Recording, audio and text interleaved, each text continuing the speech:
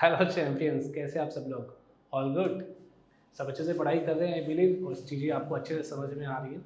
चलिए, that's great. तो champions, previous class हमने बात की थी about the combination of capacitors. आज हम बात करने वाले हैं the energy associated with a capacitor. हमने ये तो पढ़ लिया कि कैपेसिटर एनर्जी स्टोर करके रखता है, बट वो कितनी एनर्जी स्टोर करके रखता है वो हम आज की क्लास में पता लगाएंगे। जब हम दो कैपेसिटर्स को आपस में या दो कंडक्टर्स को आपस में कनेक्ट करते हैं जो अलग अलग पोटेंशियल्स में हैं, तो कैसे पोटेंशियल को सेम करते हैं, क्या उसमें कुछ एनर्जी का लॉस वगैरह होता है, वो सब चीज़ें आज हम पता लगाएंगे। तो मेरा नाम है निखिल छाबड़ा और मैं आपका फिर से वेलकम कर रहा हूँ आपके खुद के अपने अच्छे से चैनल में, दैट इज एक्स्ट्रा माइंड्स। तो आइए स्टार्ट करते हैं। So the topic for the day is energy stored in a capacitor. तो यहाँ पे देखते हैं।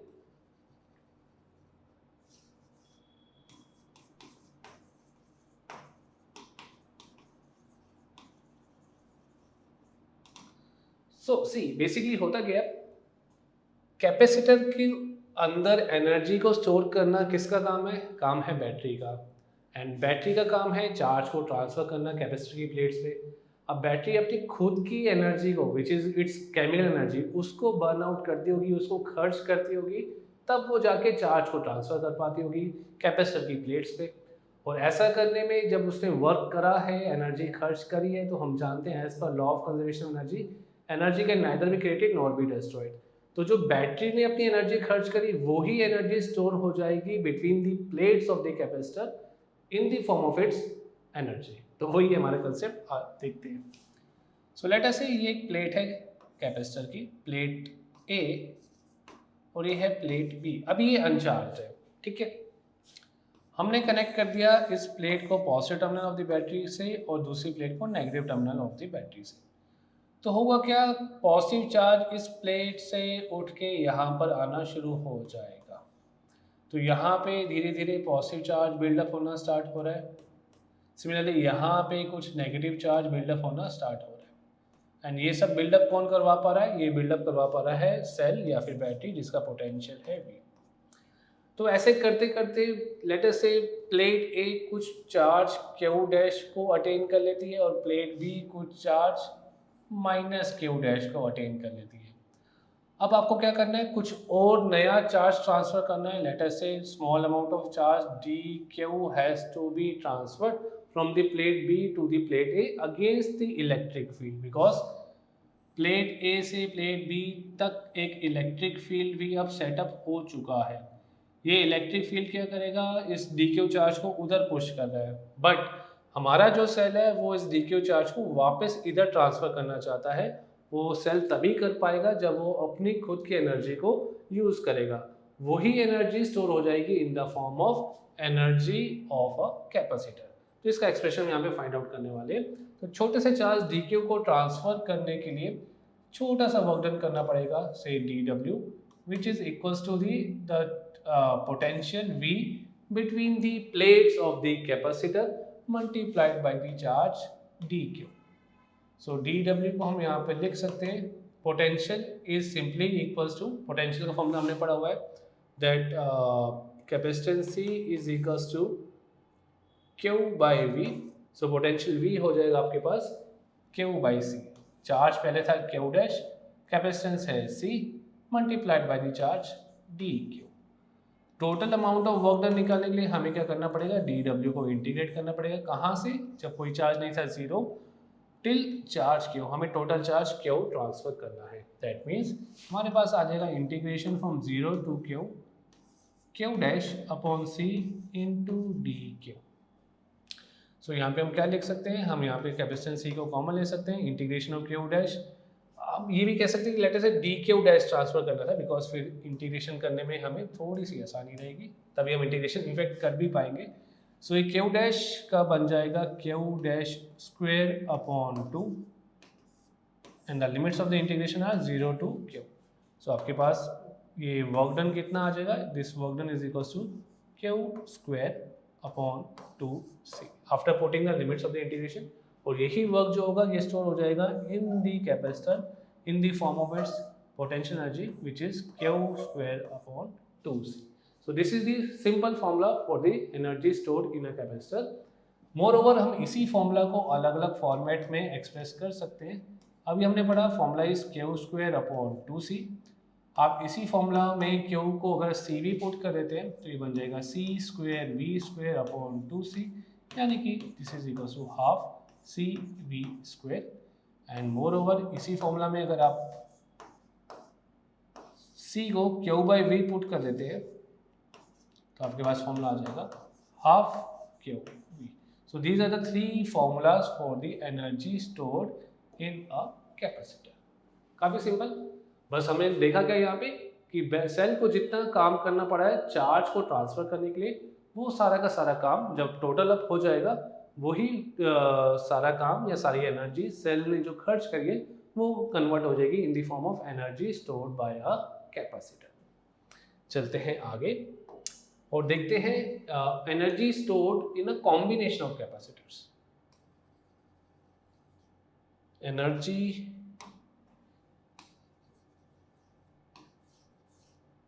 stored in a combination of capacitors. अभी क्या अपने पास एक कॉम्बिनेशन है, वो सीरीज कॉम्बिनेशन भी हो सकता है, वो पैरेलल कॉम्बिनेशन भी होगा। तो वहां पर हम देखेंगे कि टोटल एनर्जी कितनी आती है। तो सबसे पहले हम सीरीज कॉम्बिनेशन की एक बार बात कर लेते हैं। सो लेट अस से हमारे पास फिर से वो 2-3 कैपेसिटेंस हैं। आप काफ़ी सारे कैपेसिटेंस भी ले सकते हैं, फिलहाल हम 3 कैपेसिटेंस लेके चलते हैं, C1, C2 and C3 which are connected in series. तो जब सीरीज में होते हैं तो चार्ज सब पे बराबर आता है, ये हम प्रीवियस वीडियो में देख चुके हैं। हमने इसी की फॉर्मेट में एक्सप्रेशन भी डिराइव किया था। वहाँ पे कुछ भी डाउट है, आपने वीडियो नहीं देखी तो प्लीज़ इस वीडियो को जाके चेकआउट कीजिए। सेम कंसेप्ट हमने यहाँ पे अप्लाई किया था, उसी का यूज़ हम यहाँ पर भी कर रहे हैं। सो टोटल चार्ज जो होगा तीनों कैपेसिटर्स पे वो बराबर होगा। तो हम यहाँ पे अगर एनर्जी की बात करते हैं U1 which is the energy stored on first capacitor, इसको हम लिख सकते हैं Q square upon 2C1। Similarly U2 को हम लिख सकते हैं Q square upon 2C2 and U3 को हम लिख सकते हैं क्यू स्क्वायर अपॉन 2C3। अगर हम टोटल एनर्जी निकालते हैं तो हम यहाँ पे फॉर्मूला लिख सकते थे क्यू स्क्वेयर अपॉन 2CS। अगर हमारे पास सीरीज कॉम्बिनेशन होता, उसका हमने एक इक्विवेलेंट कैपेसिटेंस निकाल लिया CS, तो हमारी एनर्जी बन जाती है। क्या दोनों में कोई रिलेशनशिप है? बिल्कुल है। एक बार अगर आप U1, U2 और U3 को ऐड करके देखें तो आपको दिखेगा कि हमें क्या मिल सकता है।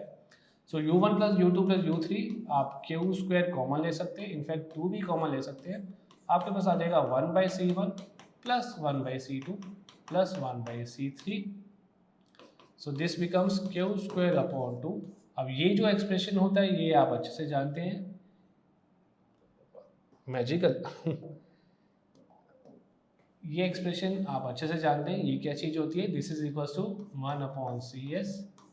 सो हमारे पास एक्सप्रेशन आ जाएगा क्यू स्क्वायर अपॉन 2CS। ये एग्जैक्टली वही एक्सप्रेशन है जो थोड़ी देर पहले हमने किसी सीरीज कॉम्बिनेशन में लिखा था। दैट मीन्स अगर आपको एनर्जी निकालनी है किसी सीरीज कॉम्बिनेशन के लिए, या तो आप उसका एक इक्विवेलेंट कैपेसिटेंस निकाल दें और फिर एनर्जी के फॉर्मूला में पुट अप करके फाइनल एनर्जी निकाल लें, या फिर आप ये भी कर सकते हैं, आप सारी इंडिविजुअल एनर्जीज को एड अप भी कर सकते हैं। तो हम यहाँ पे कह सकते हैं that the total energy stored in a series combination is simply the summation of individual energy stored by the capacitor, where I ranges from 1 to n.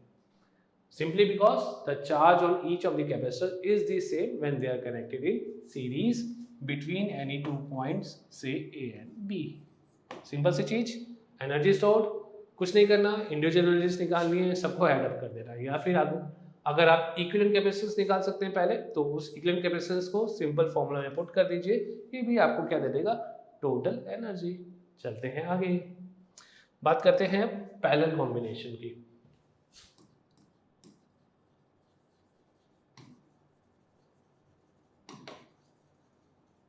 सो फिर से 3 कैपेसिटर्स किसी पैरेलल कॉम्बिनेशन में C1, C2, C3 between the points A and B, again जब भी parallel में connected होते हैं capacitors तो सब पे पोटेंशियल जो है वो सेम आता है। सो हम एनर्जी U1 यानी कैपेसिटर 1 की एनर्जी हम लिख सकते हैं half C1 V square.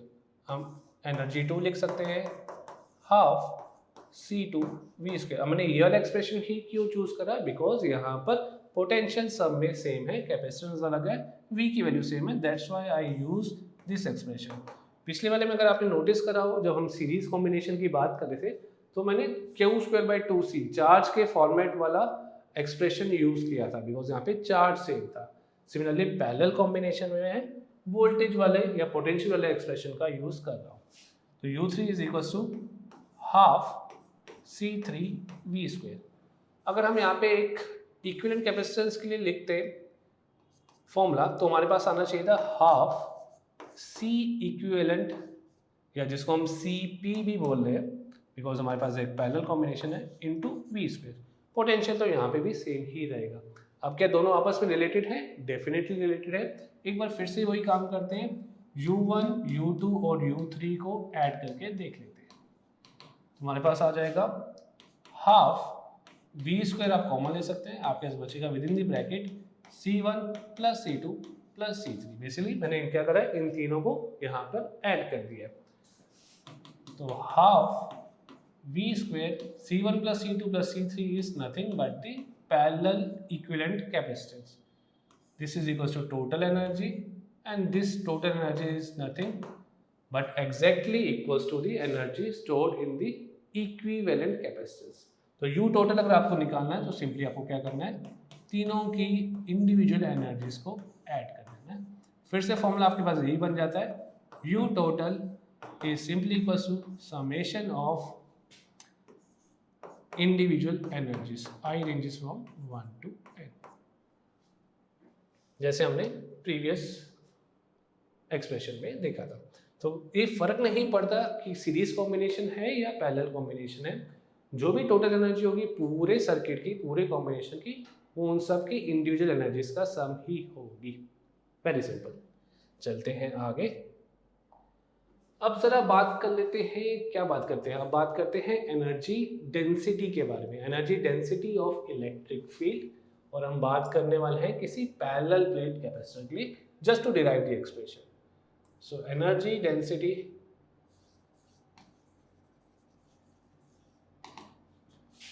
Of a parallel plate, just to keep the expression simple, अभी हम एयर कैपेसिटर की बात कर रहे हैं। सो फिर से हमारे पास एक capacitor,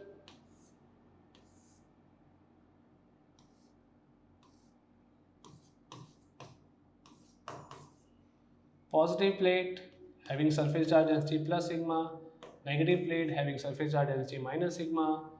D is the distance between the plates, इसको पिंक कलर से दिखा लेते हैं। So D is the distance between the plates and let us say A is the area of each plate. Small d is the distance between the plates.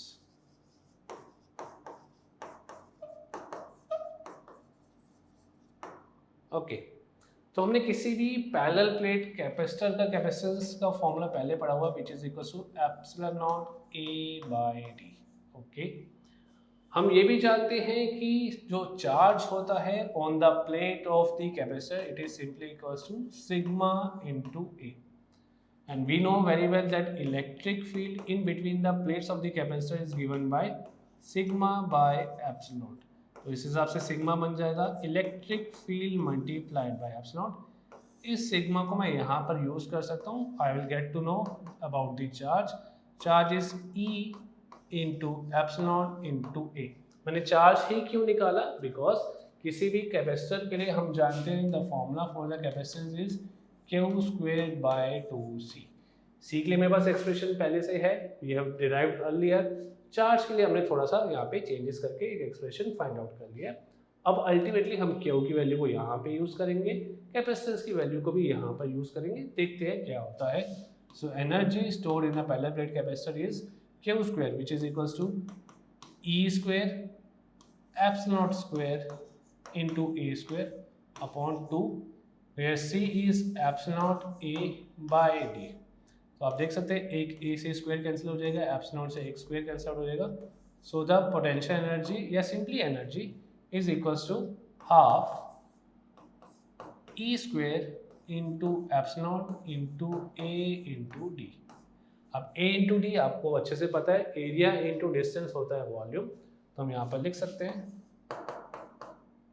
Half epsilon naught e square. मैं जानबूझ के थोड़ा सा reverse कर मतलब interchange कर दिया position, generally formulas ऐसे रीड करने में थोड़ा सा इजी रहता है। Half epsilon e square into volume is equal to total energy. So अगर इस टोटल एनर्जी को मैं वॉल्यूम से डिवाइड कर देता हूँ, which simply becomes small u. Small u is known as energy density. This small u is known as energy density. कि कितनी एनर्जी स्टोर्ड है पर यूनिट वॉल्यूम। आप देख सकते हैं ना, एनर्जी को वॉल्यूम से डिवाइड किया जा रहा है कि अगर पर मीटर क्यूब या पर सेंटीमीटर क्यूब की वॉल्यूम है हमारे पास, तो उसके अंदर कितनी एनर्जी भर के रख सकता है कैपेसिटर। डेफिनेटली अब भर के रखने का मतलब ये नहीं कि उसने कुछ वहाँ पे मटेरियल फिल कर दिया है। भर के रखने का मतलब है इलेक्ट्रिक फील्ड की फॉर्म में। कैपेसिटर की प्लेट्स के बीच में होता है इलेक्ट्रिक फील्ड, वो इलेक्ट्रिक फील्ड कितना एग्जिस्ट कर रहा है पर यूनिट वॉल्यूम, उसी को हम यहाँ पर बोल रहे हैं energy density. So this is equals to half epsilon naught into E square. Definitely जब मीडियम चेंज होगा तो हम देखेंगे इसी एक्सप्रेशन में एक हल्का सा फैक्टर और मल्टीप्लाई हो जाएगा। ऑल्दो आप वो जज कर पा रहे होंगे वो फैक्टर क्या है। लेट मी नो कि कितने लोगों को पता है वो फैक्टर क्या है, आप अपना कमेंट सेक्शन में बता सकते हैं। मैं आपसे कह रहा हूँ कि जब हम कुछ मटेरियल को फिल कर देंगे इस कैपेसिटर की प्लेट्स के बीच में, तो ये एक्सप्रेशन थोड़ा सा चेंज होगा, किसी एक फैक्टर से मल्टीप्लाई हो जाएगा। अब वो फैक्टर क्या है वो आप बता सकते हैं। फिलहाल यहाँ पे हमने फॉर्मूला निकाल लिया, that energy density U is simply equals to half epsilon naught into E square. So this is the formula for the energy density of a parallel plate air capacitor. In fact ये same formula आप किसी भी charge configuration के लिए use कर सकते हैं। Formula will remain the same. Derivation के हमने कैपेसिटर का यूज करा है, but for any charge distribution the energy density is given by the same formula. तो आपके सामने बिल्कुल ठीक तरीके से लिखा हुआ, आप अच्छे से समझ सकते हैं इसको। चलते हैं आगे एंड फाइनली अब हम बात करेंगे कि जब हम दो कंडक्टर्स को कनेक्ट कर देते हैं तो चार्जेस फ्लो करेंगे। डेफिनेटली तब तक फ्लो करेंगे जब तक पोटेंशियल सेम नहीं हो जाता, बट इस पूरे प्रोसेस में हीट का लॉस भी होता है। बट उस पर जाने से पहले हम निकालेंगे common potential. Common potential of two conductors. So let us से हमारे पास दो कंडक्टर्स है, किसी भी शेप के हो सकते हैं। पहले वाले कंडक्टर के पास है चार्ज Q1, दूसरे वाले कंडक्टर के पास है चार्ज Q2। इसका कैपेसिटेंस है C1, इसका कैपेसिटेंस है C2, पोटेंशियल है V1, पोटेंशियल है V2। एज्यूम कर लेते हैं कि V1 is at higher potential as compare to V2। Definitely अभी इनके बीच में काफ़ी बड़ा डिस्टेंस है, चार्ज फ्लो नहीं कर पाएगा, बट जैसे ही मैं दोनों कंडक्टर्स को कनेक्ट कर दूंगा with the help of a wire, charge will start to flow from conductor A, let us से इसका नाम है A, to conductor B, because A का जो पोटेंशियल है वो ज़्यादा है, B का पोटेंशियल जो है कम है। कब तक चार्ज फ्लो करेगा? तब तक फ्लो करता रहेगा जब तक दोनों का चार्ज बराबर नहीं हो जाता। कैपेसिटेंस दोनों का अलग है, पोटेंशियल दोनों का अलग है। अच्छा, चार्ज तब तक फ्लो करता रहेगा जब तक दोनों का पोटेंशियल सेम नहीं हो जाता, जब तक दोनों कॉमन पोटेंशियल पे नहीं आ जाते। अब वो कॉमन पोटेंशियल क्या होगा वो ही हम फाइंड आउट करना चाहते हैं। सो हम कह सकते हैं after the two conductors are connected,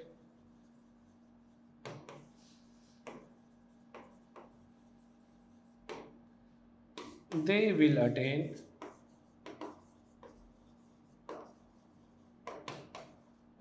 the same potential।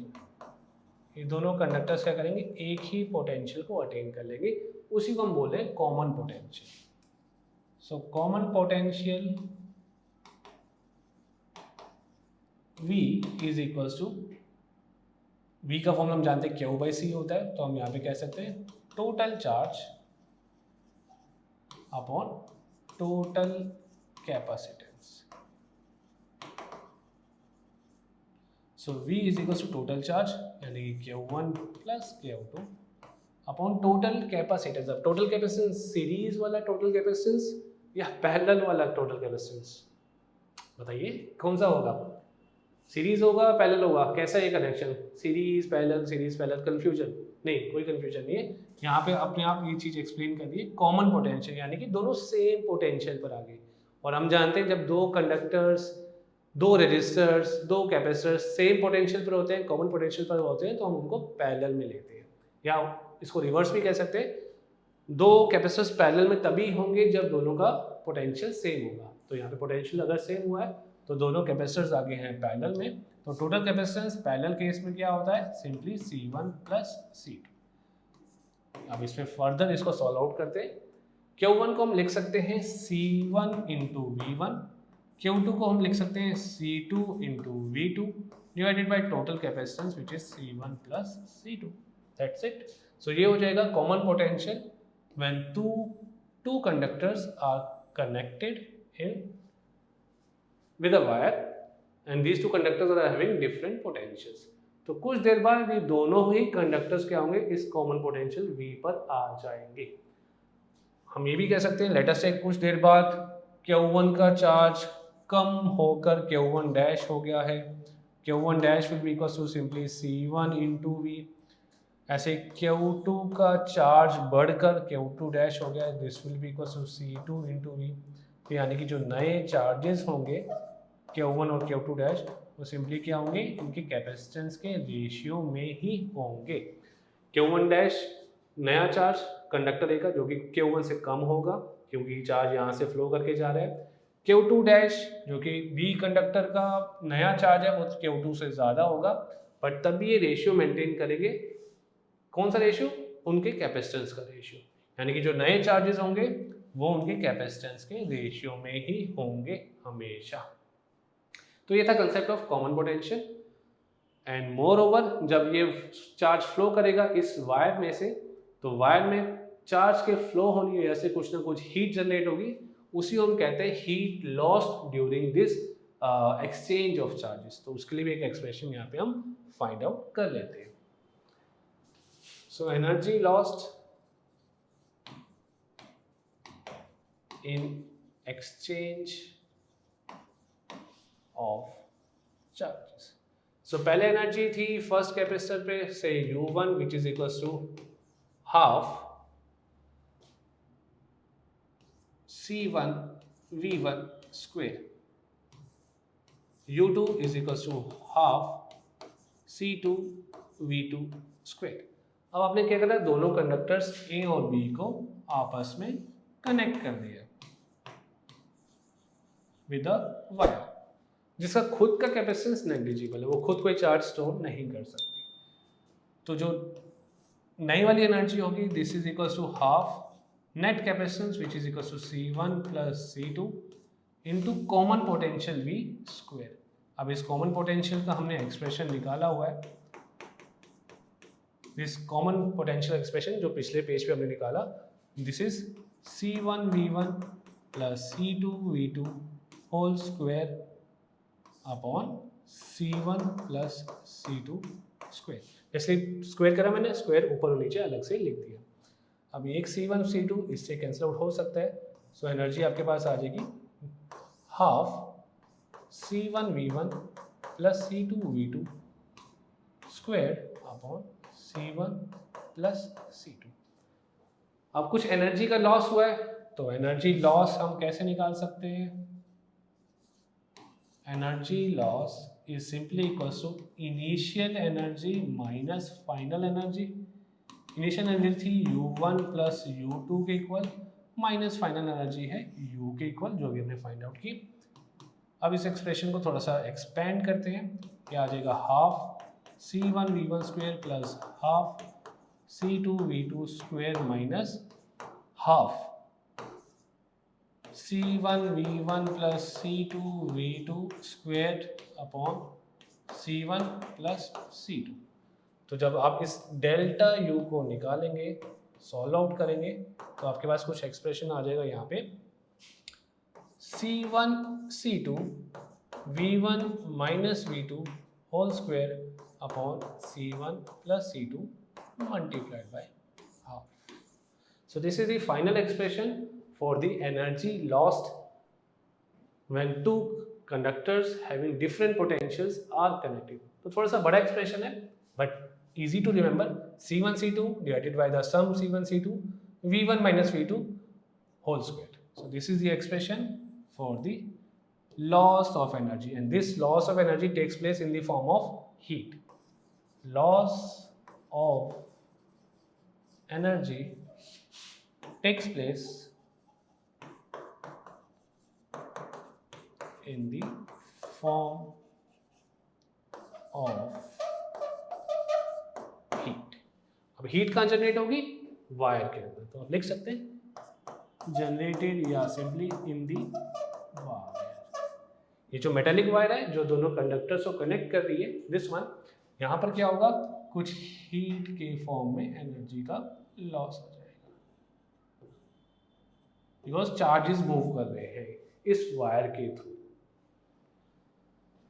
So that's it.